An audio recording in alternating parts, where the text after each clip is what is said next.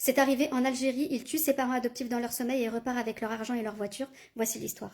Les faits remontent au 2 février 2026 dans la ville de Souaflia, à une trentaine de kilomètres de Mostaganem. Cette tragique histoire touche ce couple de personnes âgées. Ce sont des gens en fait connus dans le quartier pour être des personnes très gentilles, très respectables et respectueuses.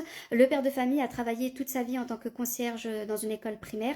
Sa femme, elle s'occupait plutôt de la maison. C'est un couple qui n'a pas réussi à avoir d'enfants. 18 ans en arrière, alors que ce couple se promène dehors, il tombe en fait sur un bébé qui a été abandonné par la mère biologique. Il a été déposé sur le trottoir et c'est alors qu'ils décident de récupérer cet enfant et de le traiter comme si c'était leur propre fils. Ils vont vraiment tout offrir à cet enfant. Ils vont lui offrir donc déjà un foyer chaleureux. Financièrement, ils vont vraiment bien s'occuper de lui. Quand il faudra lui payer des nouveaux vêtements, ils vont le faire. Lui payer des sorties scolaires, ils vont le faire. Des fournitures, etc. Vraiment, ce sera un enfant choyé. Il sera même un peu trop gâté.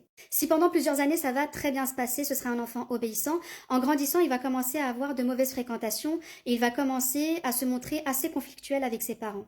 Déjà au niveau de la scolarité, ce sera pas trop ça, ses notes elles vont vraiment chuter. Il va se mettre aussi à sécher les cours, il va faire semblant d'aller à l'école, en fait il sera avec ses copains à l'extérieur. Il va aussi toucher à des substances illicites. Ses parents vont essayer de le raisonner, lui expliquer que c'est pas comme ça qu'il réussira sa vie, qu'il faut vraiment qu'il retrouve le droit chemin, etc. Mais il n'en fera rien du tout, il n'en fera qu'à sa tête. Le 2 février 2026, en pleine nuit, ses parents sont en train de dormir dans leur chambre. Et là, le jeune homme, il part dans la cuisine, il attrape une arme blanche, un couteau. Il se dirige dans la chambre de ses parents et il se met à les poignarder à plusieurs reprises. Et apparemment, d'après les informations qui ont été ressorties lors de l'enquête, il aurait même égorgé ses parents.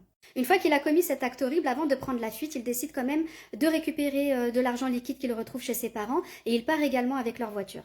Et c'est le lendemain, dans le courant de la journée, que certains voisins vont tirer la sonnette d'alarme parce qu'ils ne vont pas croiser le père de famille qui a l'habitude de sortir faire des courses, etc.